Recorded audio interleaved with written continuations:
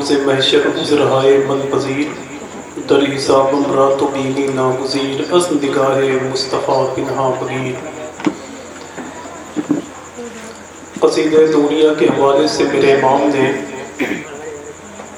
ماہرہ شریف اپنے پیر و مرشد کے عرس میں ارشاد فرمایا تھا کہ ناریوں کا دور تھا دل جل رہا تھا نور کا، ناریوں کا دور تھا دل جل رہا تھا نور کا، تم کو دیکھا ہو گیا ٹھنڈا کلیجہ نور کا۔ ناریوں کا دور تھا دل جل رہا تھا نور کا، تم کو دیکھا ہو گیا ٹھنڈا کلیجہ نور کا۔ میرے امام کے چھوٹے بھائی علامہ حسن فرماتے ہیں، آئی نئی حکومت سکہ نیا چلے گا، آئی نئی حکومت سکہ نیا چلے گا، عالم نے رنگ بدلا صبح شب ولادت۔ آئیے ادب اور احترام کے ساتھ مکین گنبد خضرا وادی کائنات حسنین کریمین کے نانا کی بارگاہ نور میں ادب اور احترام کے ساتھ درود شریف پڑھنے اللہم صلی علی سیدنا و شفیعنا و نبینا مولانا محمد مبارک وسلم، صلاۃ و سلام علیک یا رسول اللہ صلی اللہ تعالی علیہ وسلم۔ پوری دنیا میں جہاں بھی حضور کے عاشق رہتے ہیں، اللہ کا شکر ہے کہ جب وہ اپنے نبی کا نام سنتے ہیں تو سب سے پہلے درود پاک پڑھتے ہیں۔ پوری دنیا کی تاریخ اٹھا کر دیکھیں آپ تو لوگ آپ کو ایسے بھی مل جائیں گے جن لوگوں نے حضور پر درود پڑھتے پڑھتے اللہ کا شکر ہے کہ وہ اللہ کے قریب ہو گئے۔ لوگ درود شریف پڑھتے پڑھتے اللہ کے ولی ہو گئے، لوگ درود پڑھتے پڑھتے بغداد کے مالک ہو گئے، لوگ درود شریف پڑھتے پڑھتے ایران کی زمین پر اپنی ولایت کا اظہار کرنے لگے۔ میرے حضور کی بارگاہ میں درود کتنی مقبول ہوتی ہے، آئیے ایک بات سنتے ہیں۔ آپ کے یہاں سے تقریباً 150 کلومیٹر کے فاصلے پر ایک شہر ہے جس شہر کو کچھ دنوں پہلے نوابوں کے شہر سے مشہور وہ نام تھا، جسے لوگ لکھنؤ کے نام سے یاد کرتے ہیں۔ اسی لکھنؤ شہر میں ایک کاتب صاحب تھے جو دیواروں پر لکھتے تھے، کتابوں میں لکھتے تھے۔ جب وہ لکھنے کا کام کرتے تو اپنی کاپی پر سب سے پہلے حضور کی بارگاہ میں درود شریف لکھتے، اس کے بعد میں وہ اپنا کام کرتے۔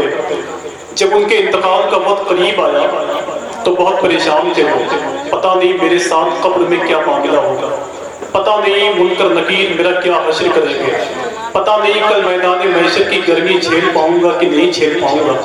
یہی سوچ کے وہ رونے لگے تو ایک اللہ کے ولی نے کہا کہ کاتب صاحب رونے کی وجہ کیا ہے؟ انہوں نے کہا کہ حضور قبر کی سختی کو دیکھ کر کے میں روتا ہوں، اس کو سوچ کر کے میں روتا ہوں۔ تو اس اللہ کے ولی نے کہا کہ سنو، جو تم کتابت کے وقت کوئی کام کرنے سے پہلے جو حضور کی بارگاہ میں درود پاک لکھتے تھے، اللہ کا شکر ہے کہ حضور کی بارگاہ میں وہ درود پاک جب پیش کر دی گئی تو سرکار نے اس پر قبولیت کی مہریں لگا دی۔ میرے حضور کی بارگاہ میں وہ مقبول ہو گیا۔ یار ہم نماز سے فارغ ہوتے ہیں تو حضور کی بارگاہ میں درود شریف پڑھتے ہیں، کوئی اچھا کام کرتے ہیں تو حضور کی بارگاہ میں درود پاک پڑھتے ہیں، اپنے گھروں سے جب نکلتے ہیں سفر کرتے ہیں تو حضور کی بارگاہ میں درود پاک پڑھتے ہیں۔ میرا ایک جملہ شاید بتانے کے لیے کافی ہو کہ حضور کی بارگاہ میں درود پڑھتے پڑھتے لوگ اللہ کے ولی بن گئے۔ آئیے ادب اور احترام کے ساتھ درود شریف تو ہم نے پڑھ ہی لیا ہے، اور اللہ کا شکر ہے اسی درود شریف کے حوالے سے ہم کو اور آپ کو باتیں کرنی ہے۔ میں سب سے پہلے بازار باغ میں رہنے والے آپ جیسے مخلص سامعین کو حضور کی آمد کے حوالے سے مبارکبادی پیش کرنا چاہتا ہوں۔ آج یہ میلاد شریف کی محفل ربیع النور شریف کی پہلی تاریخ کو منعقد ہے، اور اللہ کا شکر ہے کہ آج پہلی تاریخ حضور کی آمد کے حوالے سے ہم اپنے گھروں میں چراغ روشن کرتے ہیں اور خوشی مناتے ہیں، اور جب تک ہماری زندگی باقی رہے گی حضور کے نام پر انشاءاللہ خوشیاں مناتے رہیں گے۔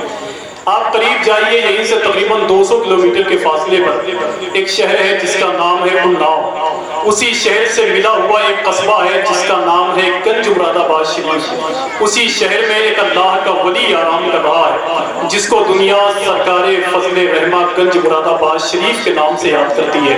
جب ربیع الاول شریف کا چاند نکلا تو وہ اپنے گھر پہ چراغ روشن کرنے لگے.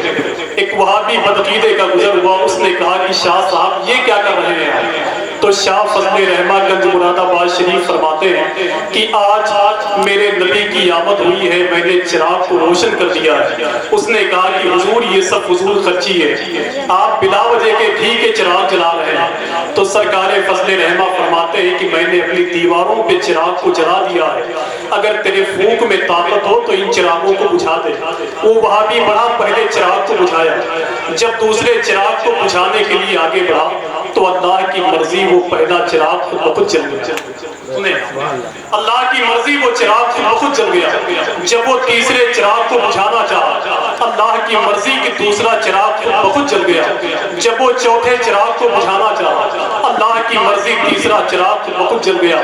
اس کی پھونک ختم ہو گئی, مگر نبی کے نام پر جس چراغ کو جلایا تھا گنج مراد آباد شریف کے شاہ فضل رحمہ نے, اس چراغ کو وہ بجھا نہیں پایا.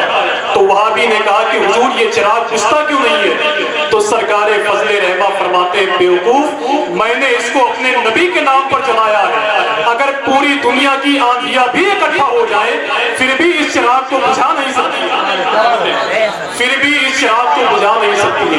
ربیع الاول شریف کے مہینے میں بیٹھے ہوئے ہیں میرے بھائی. اگر حضور کے نام پر نہیں بول سکتے, اگر حضور کے نام پر خوشیوں کا انتظام نہیں کر سکتے, تو اپنے بچوں کے نام پر خوشیوں کا انتظام کیوں کرتے ہیں؟ اپنے بچوں کے نام پر کیوں مسکراتے ہیں؟ آئیے یہاں سے لے کر وہاں تک جتنے لوگ بیٹھے ہوئے ہیں, اللہ کا شکر ہے کہ سب حضور کے چاہنے والے ہیں, سب حضور کے چاہنے والے ہیں. یہی بیٹھے بیٹھے ایک شعر پڑھتا ہوں, اس لیے کہ گاؤں میں نظامت کرنا یہ بہت مشکل کام ہے. میں الگ اگر جاؤں تو وہاں اپنے بارے میں بہت کچھ بتا دیتا ہوں, لیکن یہاں بتانا شاید میرے لیے مشکل ہے. آئیے یہاں سے لے کر وہاں تک جتنے لوگ بیٹھے ہوئے ہیں, اگر میں آپ کے گاؤں کا ہوں, آپ مجھ سے محبت کرتے ہیں, میں اپنے سے کہیں زیادہ آپ سے محبت کرتا ہوں. اب یہاں سے لے کر وہاں تک جتنے لوگ بیٹھے ہوئے ہیں, اگر میری آواز پر وہ بولیں گے تو میں سمجھوں گا کہ شاید یہ لوگ مجھ سے محبت کرتے ہیں. سنیں, پوچھو نہ فرشتوں سے نہ انسان سے پوچھو, پوچھو نہ فرشتوں سے نہ انسان سے پوچھو, رتبہ میرے سرکار کا قرآن سے پوچھو. بالکل آسان زمین پہ شعر پڑھ رہا ہوں, کہیں سے یہ نہ لگے کہ میں بہت ٹف مصرے کی طرف چلا گیا. پوچھو نہ فرشتوں سے نہ انسان سے پوچھو, رتبہ میرے سرکار کا قرآن سے پوچھو. سرکار دو عالم سے محبت کا طریقہ ابو بکر و عمر حیدر و عثمان سے پوچھو. سرکار دو عالم سے محبت کا طریقہ, بہت صاف باتیں ہیں اس میں, بہت صاف باتیں. اگر حضور سے محبت کرتے ہیں تو ذرا مل کے کہتے ہیں لبیک یا رسول اللہ. اچھا میرے حضور مکہ شریف میں 12 تاریخ کو آئے, ربیع الاول شریف کا چاند نکلا. اب یہاں سے لے کر وہاں تک ایک مرتبہ اپنی آواز کو بلند کر دیں, سرکار کی آمد. بس اتنی آواز ہے. اگر لڑائی کرنا ہو تو میرے خیال سے آپ کی آواز تھانے تک آرام سے جائے, ٹھیک ہے, وہی آواز میں دیکھنا چاہتا ہوں. اگر حضور کے نام پر نہیں بول سکتے تو پھر کبھی نہیں بول پائیں گے. میرے بھائی کربلا کے بعد دو ہی بچے, یزیدی یا تو حسینی. آپ حسینی ہیں تو اپنے ہونے کا اظہار دیں. سچی بات تو یہ ہے کہ حسینی کا معاملہ یہ ہے کہ فضل مولا کا باب دیتے ہیں, خار مانگو گلاب دیتے ہیں, کانپ جاتا ہے دل سمندر کا جب حسینی جواب دیتے ہیں. ذرا جواب دے کر بتائیں آپ, سرکار کی آمد, سب مل کے سرکار کی آمد. جو نبی کے نام پر نہیں بولے گا وہ کبھی نہیں بول پائے گا. سرکار کی آمد, سرکار کی آمد, مختار کی آمد. ہاتھوں کو اٹھا کر بولے مختار کی آمد.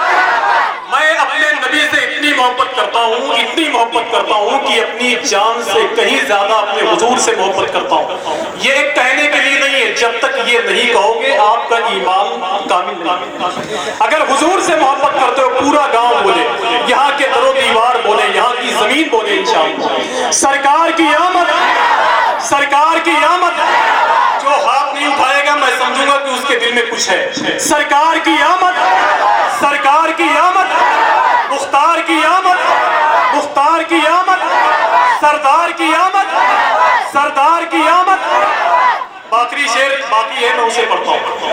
पूछो ना फरिश्तों से ना इंसान से पूछो, रुतबा मेरे सरकार का कुरान से पूछो, सरकारे दो आलम से मोहब्बत का तरीका सिद्दीक उमर हैदर उस्मान से पूछो, किस शान का हो अहमद मुरसल का कसीदा, एजाज ये अल्लाह के दीवान से पूछो, एजाज ये अल्लाह के दीवान से पूछो। बहुत बहुत शुक्रिया। आइए अदब और एहतराम के साथ रबीउल नूर शरीफ की पहली तारीख हुजूर के नाम की पहली महफिल मैं गुजारिश करता हूँ अदब और एहतराम के साथ मोहतरम कारी मोहम्मद इकबाल साहब की बारगाह में कि 2-3 शेर के लिए वो माइक पे तशरीफ लाएं।